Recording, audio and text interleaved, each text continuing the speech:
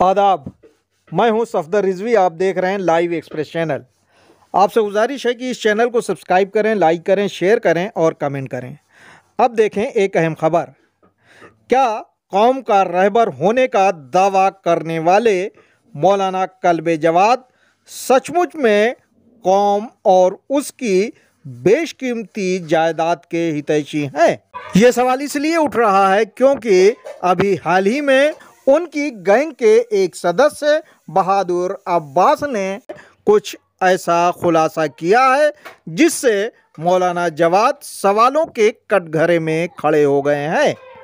यह खुलासा इतना खतरनाक है जिसे लेकर लोगों को ये सोचने पर मजबूर होना पड़ रहा है कि वक्फ बोर्ड में जो भ्रष्टाचार फैला है, क्या उसके लिए सीधे तौर पर मौलाना कल्बे जवाद जिम्मेदार हैं और क्या वे इसी कारण चुप्पी साधे हुए हैं? अगर मौलाना जवाद की मंशा वक्फ को बचाने और कौम की सच्ची खिदमत करने की होती तो शायद उनके दामाद अली जैदी वक्फ की लूट करने और खुर्द-बुर्द में सफल नहीं होते। हम इस मुद्दे पर विस्तार से चर्चा करेंगे और ये बताएंगे कि क्या उसने ऐसा करके मौलाना जवाद की पीठ में छुरा भोंका है या उनके सोए हुए ज़मीर को जगाने की कोशिश की है। सबसे पहले ये बताना ज़रूरी है कि लाइव एक्सप्रेस चैनल एक लंबे अरसे से वक्फ की जायदाद के साथ हो रही लूट की खबरें आप लोगों तक पहुंचाता रहा है, चाहे वसीम रिजवी का बोर्ड रहा हो या अली जैदी का। दोनों के कार्यकाल में वक्फ को जो नुकसान पहुंचाया गया है उसकी खबरें ईमानदारी से लोगों तक पेश की गई है।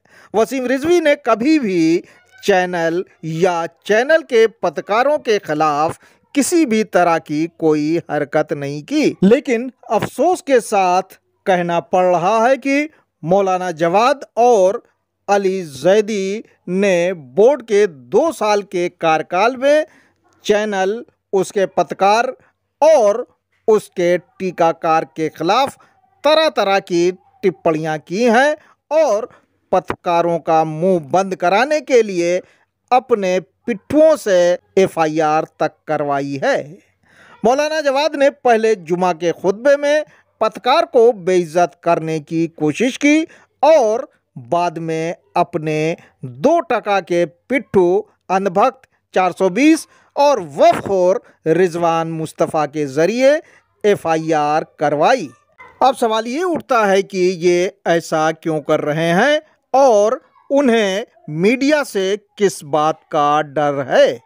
इसका पूरा खुलासा उनके सहयोगी ने कर दिया है, जिसका जिक्र हम वक्फ से जुड़े 2 अहम मुद्दों पर विस्तार से चर्चा करने के बाद करेंगे।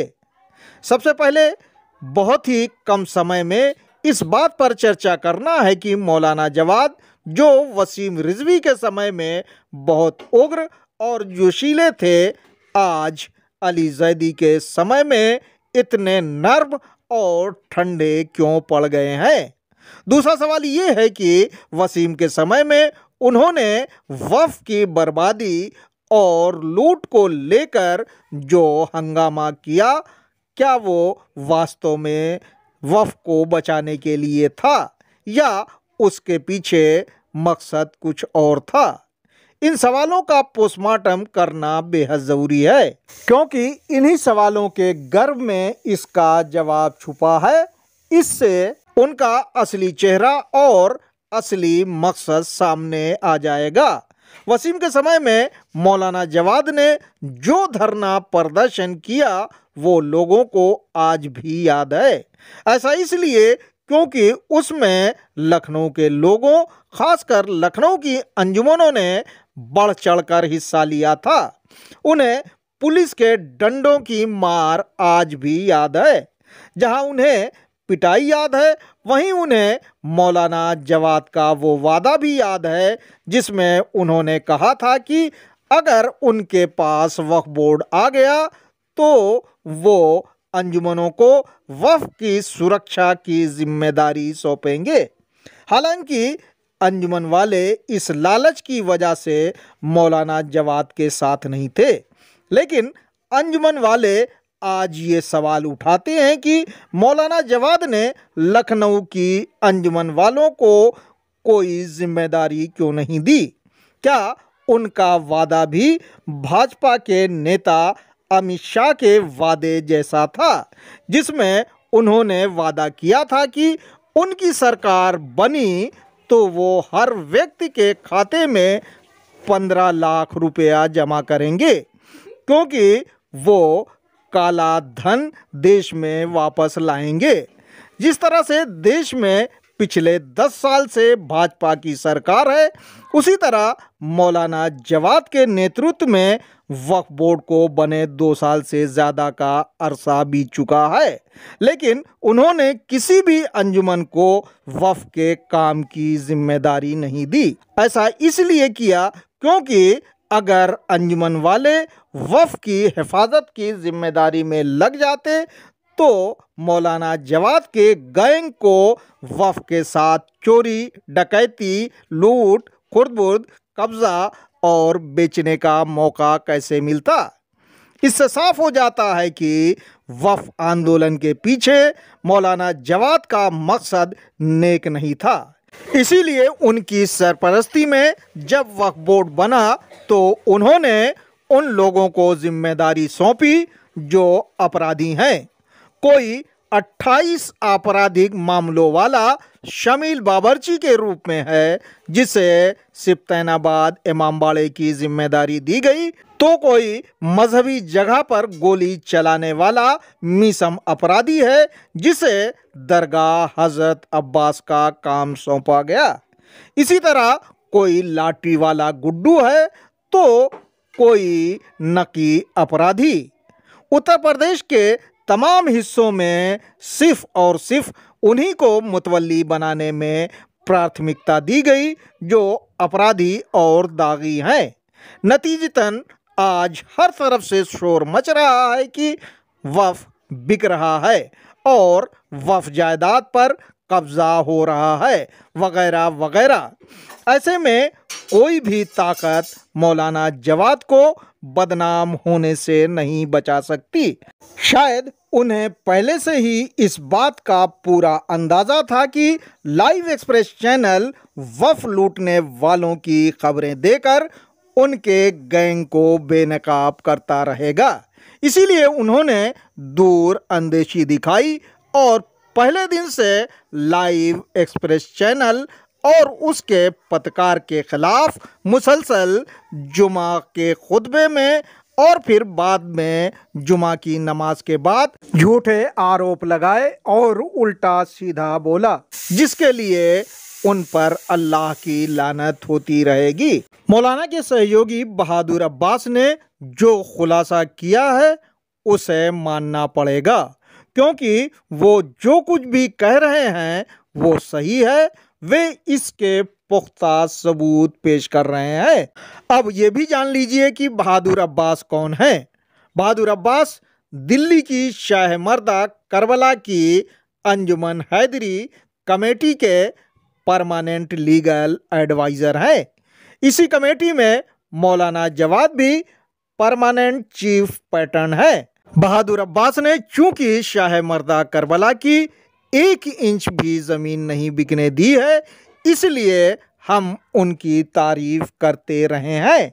लेकिन मेरठ के वक्फ असगर हुसैन को लेकर जिस तरह से लूट हो रही है, उसे लेकर बहादुर अब्बास ने चेयरमैन अली जैदी, मौलाना कल्बे जवाद, मुतवल्ली ज़िया अब्बास और शामिल बाबरची के चेहरे से नकाब हटाई है। इसीलिए हम उनके बहादुराना बयान की तारीफ ही नहीं कर रहे हैं, बल्कि उन्हें मुबारकबाद भी देते हैं कि उन्होंने इस लुटेरे गैंग का पर्दाफाश किया है, जो वक्फ को बिकते देख रहा है और उसके मुंह से इसके खिलाफ एक शब्द भी नहीं निकल रहा है। सुने बहादुर अब्बास ने किस तरह से बहादुराना बयान दिया है। ये वक्फ बोर्ड ने बाकायदा सेक्शन 52 की कार्रवाई शुरू कर दी। मतलब कि ये माना कि सेक्शन 51 की जो कार्रवाई नहीं हुई थी और ये लैंड को हमें रिकवर करना है। सेक्शन 52 की कार्रवाई हो गई। कार्रवाई होने के बाद ये समझ नहीं आता कि क्या हुआ और कैसे हुआ। चेयरमैन अली जैदी साहब ने सेक्शन 52 की कार्रवाई चलते चलते एक लीगल ओपिनियन के लिए वकील को भेजा कि आप ये बताइए कि क्या ये जमीन जो है साहब जो है वक्फ की हम दे सकते हैं नहीं दे सकते हैं। और उसके बाद उन्होंने लीगल ओपिनियन लिया और एक फर्जी लीगल ओपिनियन आ गया जिसमें कहा गया वो जैसा बताते हैं, मैं देखा नहीं है, कि उसमें कहा गया कि साहब के ये जो है इस ऑर्डर के तहत सेल भी लीगल हो गई और आगे अब जिंदगी ता कयामत ये वक्फ जायदादें बेचने का आदेश हाईकोर्ट ने कर दिया, बिकता रहेगा, ये उन्होंने कहा। और हैरानी की बात यह है कि जिसके ऊपर जिस हिस्ट्री शीटर गैंगस्टर जिसके ऊपर एनएसए लगी है, जिस शख्स के खिलाफ ऑलरेडी एफआईआर दर्ज थी वक्त बेचने की और कल जवाब साहब ने कराई थी, जिसमें उस पर्टिकुलर केस के अंदर इन्होंने वापस उसी जिया अब्बास को मुतवल्ली बना दिया, वो भी सिर्फ अपने ऑर्डर से। ये आप देखेंगे, आपको दिखाई देगा अली जैदी अध्यक्ष, ये आप देखिए अली जैदी अध्यक्ष। तो आप ये बताइए कि अली जैदी अध्यक्ष को तो ऑलरेडी हाईकोर्ट ने मना किया कि चेयरमैन कोई ऑर्डर पास नहीं कर सकता, और आदेश क्या किया कि उनके भाई ने इस्तीफा दे दिया, लिहाजा एज ए गिफ्ट समझ लीजिए हम जो है मुतवल्लीशिप जो है आगे फर्दर जिया अब्बास की कर देते हैं। अब ये बताइए कि बिना किसी वजह के एक वो शख्स जिसके ऊपर जो है लातादाद जो है करप्शन के मुकदमे हैं, मर्डर के दुनिया जहान के हैं और वक्फ बेचने की एफआईआर दर्ज है, उस शख्स को अली साहब ने चेयरमैन मुतवल्ली बना दिया। और उसके बाद में हैरानी की बात यह है, यहां तक भी बात एक समझ आ सकती थी, इसके बाद में जो इन्होंने वक्फ बोर्ड ने अगला जो गड़बड़ किया ये उत्तर प्रदेश वक्फ बोर्ड ने, वो ये किया कि 2022 में चेयरमैन अली जैदी साहब की चेयरमैनशिप में बाकायदा डीएम मेरठ को और अल्पसंख्यक कल्याण अधिकारी को और मुतवल्ली को लेटर लिखा गया कि 2008 का जो परमिशन दिया गया था मेंबर अली अकबर साहब के जरिए, उस परमिशन के बिना पर इस जमीन का बैनामा करके बोर्ड को अवगत कराएं। आप ये बताइए कि वक्फ बोर्ड कब से वक्फ बेचने के लिए आदेश देने लगा कि वक्फ बेचिए? ये अपने में मतलब नामुमकिन एक ऐसा ही वजह है कि जो गले से उतर ही नहीं सकती है। जिसके अंदर खबरें आई बाकायदा उस टाइम पर मेरठ के ही नदीम अब्बास थे और अली थे, अफसर थे, उन्हें कंप्लेंट करी कि करोड़ों रुपए लेकर ये लेटर जारी किया गया, उसके सबूत वगैरह दिए, जिसके बाद डीएम मेरठ साहब ने और 5 मेंबर कमेटी ने जांच करी। इस जांच में फाइंडिंग आई कि साहब ये जमीन नहीं बेची जा सकती है और बाकायदा राज्यपाल साहब का भी आदेश है, शासनादेश है, जिसमें साफ तौर पे लिखा गया है कि वक्फ जायदाद को बेचा नहीं जा सकता है। तो मैं यहां फिर क्लेरिफाई कर दूं कि चेयरमैन भी वक्फ बोर्ड का एक मेंबर होता है, उसकी कोई हैसियत नहीं होती, वो अपने आप से कोई आदेश पारित नहीं कर सकता है, उसकी कोई हैसियत नहीं। उसके बाद में आप समझिए कि वक्फ बोर्ड को लिखकर भेजा गया, ये वक्फ बोर्ड को लिख के भेजा है, ये आप देखिए जिलाधिकारी मेरठ डीएम मेरठ ने किसको भेजा, ये देखिए अपर मुख्य सचिव लखनऊ, और इसकी कॉपी किसको दी गई है, ये देखिए आप सीईओ वक्फ बोर्ड उत्तर प्रदेश शिया वक्फ बोर्ड को इसकी कॉपी दी गई है। और इसमें क्या लिखा गया है, इसमें साफ तौर पर लिखा गया है शासनादेश संख्या 789 2004 दिनांक 4/5/2004 जो कि वक्फ बोर्ड को संबोधित है, में शासन द्वारा वक्फ के व्यापक हित में अधिनियम 1995 धारा 51 और 56 के अंतर्गत दोनों बोर्डों द्वारा संपत्ति के अंतरण को तत्कालीन प्रभाव से प्रतिबंधित कर दिया गया है, लिहाजा आपके इस आदेश पे कार्रवाई नहीं हो सकती है। तो आप ये बताइए, डीएम ऑलरेडी इनको लिख के भेज चुके हैं और ये क्या डेट में भेज चुके हैं इनको लिखकर, 28 सितंबर 2022 को, और उसके बाद आज 2023-24 में जब बेनामे हो रहे हैं तो उसको चेयरमैन अली जैदी साहब के मैंने कुछ अखबार में बयान पढ़े, जिसके अंदर वो कोशिश क्या कर रहे हैं, उल्टा ये इल्जाम लगाने की कोशिश कर रहे हैं कि बहादुर अब्बास साहब के जो वालिद साहब हैं इन्होंने वक्फ बेचा था, उन पे FIR हुई थी। दूसरा आगे बहादुर अब्बास साहब तो कहते हैं वक्फ ही नहीं है। तो ये डाइल्यूट करने के तरीके हैं। जी हाँ, सुना आपने। बहादुर अब्बास ने अंदर की बात बताई कि बोर्ड बनते ही मेरठ के वक्फ के खिलाफ कार्रवाई शुरू की गई और अचानक वक्फ बेचने की परमिशन दे दी गई। ये बात 2 साल पुरानी है। अब सवाल ये उठता है कि वक्फ बचाने का दावा करने वाले मौलाना कल्बे जवाद और उनका दलाल शमील बाबरची क्यों चुप है? वो दोनों अली जैदी के खिलाफ FIR क्यों नहीं करवाते? क्योंकि उन्होंने वक्फ जायदाद को बिकवाकर गैर कानूनी कार्रवाई की है, जिससे वक्फ को 100 करोड़ रुपए से ज्यादा का नुकसान हुआ है। अब यही सवाल बहादुर अब्बास के लिए भी उठता है कि उन्होंने आखिर 2 साल पहले इस मुद्दे को लेकर विरोध क्यों नहीं किया। आज जब लाइव एक्सप्रेस चैनल पर चेयरमैन और मुतवल्ली जिया अब्बास की पूरी मंशा उजागर कर दी गई है, उसके बाद उन्होंने इस राज का फाश क्यों किया? उन्हें जब पता था कि एक वकील गलत ओपिनियन देकर चेयरमैन अली जैदी को बेवकूफ़ बना रहा है, तो एक वकील होने के नाते क्या उनका ये फर्ज नहीं था कि वे अली जैदी को बेवकूफ़ बनने से बचाते? मौलाना जवाद या बहादुर अब्बास ने 2 साल पहले इस रहस्य का भंडाफोड़ कर दिया होता तो शायद मेरठ की बेशकीमती वक्फ जायदाद बिकने से बच जाती।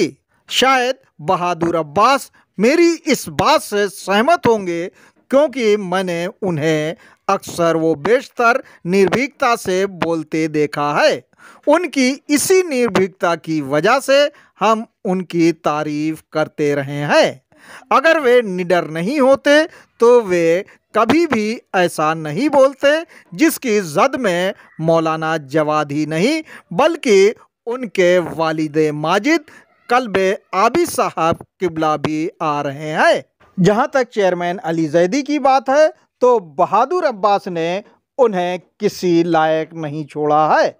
अगर उनमें गैरत है तो उन्हें चुल्लू भर पानी में डूब जाना चाहिए। और जब वक्फ एक्ट है, मुझे ये समझ नहीं आता ये अली जैदी साहब जो हैं ये चेयरमैन बने किस लिए थे? ये चेयरमैन इसीलिए बने थे कहीं अगर वक्फ पे कब्जा है, झगड़ा है, उसे खाली कराएंगे, उससे वक्फ की हिफाजत करेंगे, या इसलिए बने थे कि ये जो है वक्फ की जमीनें बिकवा देंगे जहां झगड़ा होगा। तो बाकायदा ये जांच में जो है DM साहब के लिखा गया है कि करोड़ रुपए का लेन देन हुआ है। और आज ये बात साबित हो रही है कि आज उनको उस टाइम पर रोक लगी, 2022 में बेनामे नहीं हो पाए, आज जो है वो 2023 में 24 में इसके बेनामे और पेट्रोल पंप के लिए जमीनें दी जा रही है जो पूरी तरह इलीगल। तो इसमें डायरेक्ट आदेश है कि चेयरमैन वक्फ बोर्ड पर FIR हो, ये राज्यपाल साहब का आदेश है। और अगर बहादुर अब्बास गलत बोल रहे हैं तो उन्हें उसकी सफाई देना चाहिए, क्योंकि शाहमर्दा में वक्फ बोर्ड की तरफ से बनाई गई मैनेजिंग कमेटी के जनरल सेक्रेटरी सरफराज हुसैन की माने तो उनका कहना है कि बहादुर अब्बास 90% झूठ बोलते हैं। मौलाना जवाद ने कुछ समय पूर्व जब बड़े इमामबाड़े में जलसा किया था, तब हमारे मित्र, बड़े भाई और देश के मशहूर एडवोकेट महमूद प्राचा ने चेयरमैन अली जैदी, मौलाना कल्बे जवाद और वहां मौजूद लोगों की आंख में आंख डालकर निर्भीकता से कहा था कि अगर वक्फ बोर्ड ईमानदार हो जाए तो इमामबाड़े और मस्जिदों के गुंबद सोने के हो जाएं। इतना ही नहीं बल्कि कौम में कोई गरीब नहीं रहेगा। उन्होंने तभी परख लिया था कि मौलाना जवाद की सरपरस्ती में चलने वाला बोर्ड, जिसके मुखिया अली जैदी हैं, ईमानदार नहीं है। इसीलिए उन्होंने कहा था कि किसी को बुरा लगे तो लगे, वे ज़रूर कहेंगे ये बोर्ड भी ईमानदार नहीं है। उस समय भी हमने उनके इस बहादुराना बयान की तारीफ की थी और आज भी कर रहे हैं। चूँकि बहादुर अब्बास काफ़ी समय तक महमूद पराचा के साथ रहे हैं, इसलिए लगता है उनसे बहुत कुछ सीखा है। इसी का नतीजा है कि उन्होंने अपने ख़ानदानी वफ़ को लेकर ही सही, लेकिन वफ़ को खुर्द-बुर्द और बिकवाने वालों के खिलाफ सख्त बातें कही हैं। बहादुर अब्बास को याद होगा कि उन्होंने जब अपने मामू मोहम्मद अहमद काज़मी, जो धौंली के एक वफ़ से जुड़े थे, उन पर आरोप लगाए और मैंने एतराज़ किया, तो उन्होंने कहा था कि वे वफ़ के साथ गलत करने वाले हर व्यक्ति के खिलाफ आवाज़ उठाएंगे। ऐसे में उन्हें मौलाना जवाद के खिलाफ भी आवाज़ उठाना चाहिए, जिन्होंने आलमनगर स्थित सज्जादिया कॉलोनी में करोड़ों रुपए लेकर कोलंबिया स्कूल को मज़हर अब्बास नामी व्यक्ति को बेचा है। इसी तरह अलीगढ़ में भी मौलाना जवाद ने मोहम्मद इब्राहिम के वफ़ की ज़मीन को बेचा है। इतना ही नहीं बल्कि वक्फ मस्जिद मालिकी की ज़मीन को एक्सचेंज किया और एक्सचेंज में मिली ज़मीन को बिकवा कर पैसा हड़प लिया। इसके पूरे सबूत हैं। क्या इस कार्रवाई के खिलाफ महज इसलिए आवाज़ नहीं उठाई जानी चाहिए क्योंकि गैर कानूनी और गैर शरई काम करने वाले मौलाना जवाद हैं? कोई भी बहादुर अब्बास भी वक्फ जमीन नहीं बेच सकता, बहादुर अब्बास के वालिद भी नहीं बेच सकते, ना अली जैदी साहब बेच सकते हैं, ना जिया अब्बास बेच सकता। ये आज का कानून है और ये समझना पड़ेगा अली जैदी साहब को। कोई माइका लाल वक्फ जायदाद नहीं बेच सकता और बेच रहा है तो उसकी जगह सिर्फ जेल है, जेल है, जेल है और वो कहीं और नहीं है। लिहाजा कानून को समझ के कानून का पालन करना चाहिए। बहादुर अब्बास ऐसा बयान देकर चेयरमैन अली जैदी से साफ साफ कह रहे हैं कि अगर मौलाना कल्बे जवाद ने वफ़ जायदाद बेची है तो उन्हें जेल भेजने की कार्रवाई करना चाहिए। उनकी जगह जेल है। कलकत्ता में रहने वाले सुल्तान साहब पूरे हालात को देखते हुए न सिर्फ अफसोस करते हैं बल्कि हैरत जताते हुए कहते हैं कि लखनऊ की अंजुमनों को क्या हो गया है जो वे खामोश हैं। उन्होंने बताया कि अंजुमनों की ताकत के बल पर उन्होंने वक्फ बेचने वाले प्रिंस अंजुम कदर को सुधार दिया था। हम जल्द ही सुल्तान साहब का इंटरव्यू पेश करेंगे ताकि लोगों को उनके तजुर्बे से काफ़ी कुछ सीखने को मिले। बहरहाल जिस तरह से वफ़ के लुटेरों के खिलाफ यूट्यूब के कई चैनल जिनमें फजल अब्बास, वफ़ा अब्बास, मुमताज़ रिजवी और अजीज़ हैदर के चैनल ने वक्फ बोर्ड की मनमानी और गैर कानूनी कार्रवाइयों की खबरें पेश की हैं, उससे लगता है कि सरकार वो प्रशासन उनके द्वारा उठाई गई खबरों पर ध्यान देगी। चूँकि उत्तर प्रदेश में योगी आदित्यनाथ मुख्यमंत्री हैं जो सख्त हैं, इसलिए उन्हें कानून का मखौल उड़ाने वाले वक्फ बोर्ड के चेयरमैन अली जैदी के खिलाफ न सिर्फ कानूनी कार्रवाई करना चाहिए बल्कि उनके तमाम कामों की जांच के आदेश देना चाहिए, क्योंकि उनके द्वारा की गई 90% कार्रवाई गैर कानूनी बताई जा रही है। उन्होंने बोर्ड के कर्मचारी हसन रजा को सीईओ का काम सौंपा है, जिसके खिलाफ अदालत ने 307 का आरोप तय किया है। वक्फ मामलों के अल्लामा कहे जाने वाले ज़मीर नकवी का कहना है कि मौजूदा चेयरमैन ने गैर कानूनी कार्रवाइयों का रिकॉर्ड स्थापित किया है, इसलिए सरकार को उनके गैर कानूनी कामों पर अंकुश लगाना चाहिए ताकि वक्फ बोर्ड कंगाल होने से बच सके। आपसे गुजारिश है कि इस चैनल को सब्सक्राइब करें, लाइक करें, शेयर करें और कमेंट करें।